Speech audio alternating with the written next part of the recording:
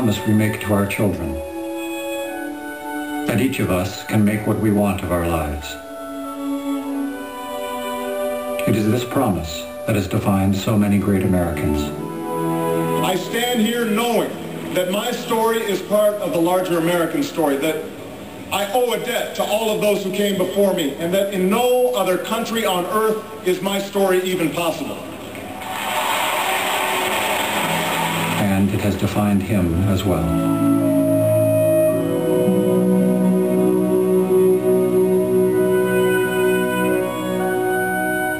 My mother, she said to herself, you know, my son, he's an American and he needs to understand what that means. His childhood was like any other, but it was his search for self that defined him. My father, I only met him once for a month when I was 10. I probably was shaped more by his absence than his presence. And what he learned was that by discovering his own story, he would come to know what is remarkable about his country.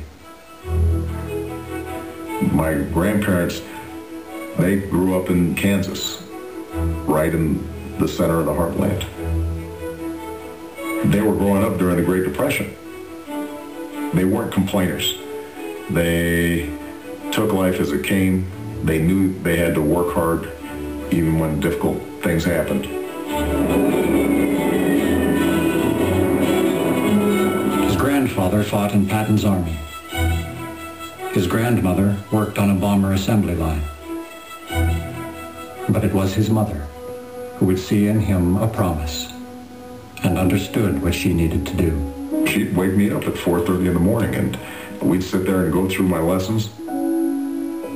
And I used to complain and grumble. You can imagine a 6, 7, 8-year-old kid having to wake up at 4:30 and, you know, if I grumbled, she'd say, well, this is no picnic for me either, Buster. The only time I ever saw my mother really angry was when she saw cruelty, when she saw somebody being bullied or somebody being treated differently because of who they were. And if she saw me doing that, she would be furious. And she would say to me, imagine standing in that person's shoes. How would that make you feel? That simple idea, I'm not sure I always understood when I was a kid, but it stayed with me. In Chicago, he would find a calling. I loaded up all my belongings in this raggedy old car, and I drove out to Chicago. Didn't know a soul at the time. There were factory closings, lost jobs, failing schools. And in the people he met, he would find answers. Everyone was raving about this guy. She came off as very professional, so I wasn't sure she'd have much of a sense of humor. I thought, Barack Obama, who names their kid Barack Obama? Now, it's one thing if your name was Barack Smith or Barry Obama, but Barack Obama, that's a killer. That's not going to work. And sort of a month into it, he was like, we should go out on a date. And I thought, no. So he took me to this training that was going on in a church basement on the far south side of the city. Most of the folks in that basement were there because they had faced some point of hopelessness.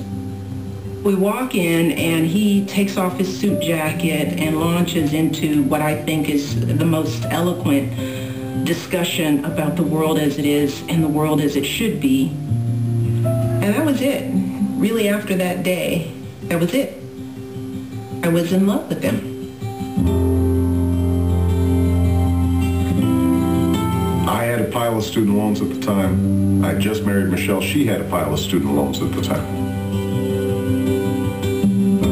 His classmates would field offers from big law firms and Wall Street that he felt compelled to serve.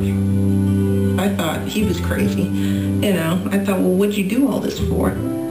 You read about some injustice and you say, that's not right, somebody should fix that.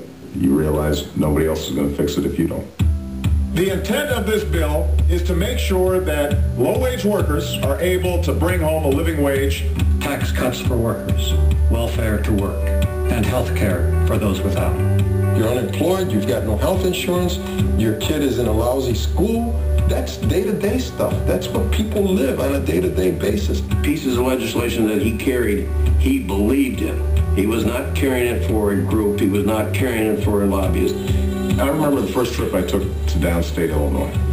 When I got down there, people were completely familiar to me. They were all like my grandparents. And in Washington, he would remember why he was running and who he was fighting for. Energy independence, fighting nuclear proliferation, ethics reform. I watched him stand in the middle where a lot of the senior members of the Senate were saying, hey, go away and leave us alone. He wouldn't.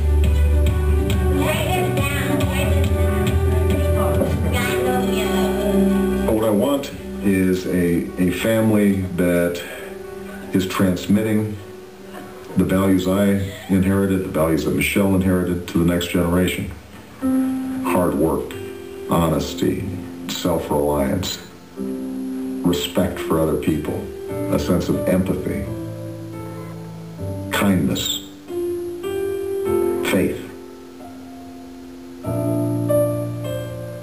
My mom passing away was one of the toughest moments of my life. We always had a small family, and she was, sort of the beating heart of that family. It was a reminder to me, boy, life sure is short, and you better seize the moment.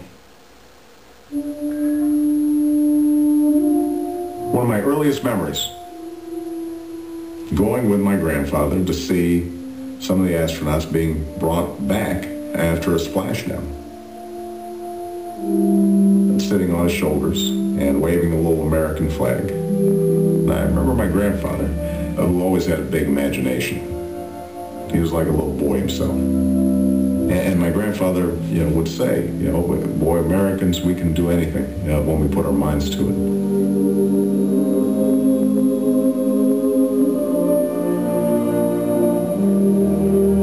It is a promise we make to our children, that each of us can make what we want of our lives. It is a promise that his mother made to him, and that he would intend to keep. I stand before you today to announce my candidacy for President of the United States of America. I don't think we've ever had a conversation about being a senator or being president. It was always about trying to move people. Every generation, we have an obligation to work on behalf of the next generation.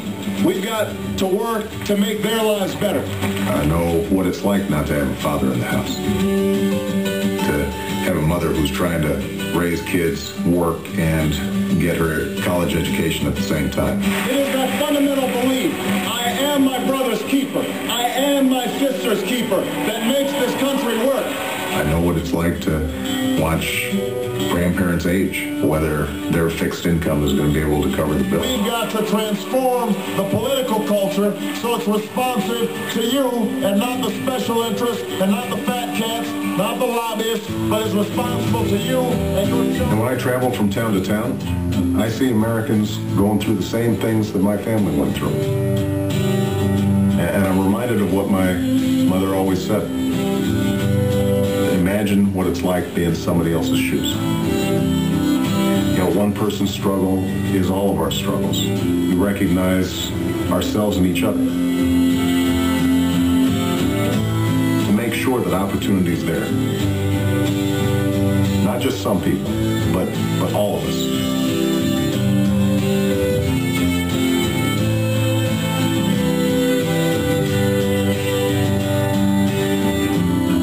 And that's the country I believe in. That's what's worth fighting for.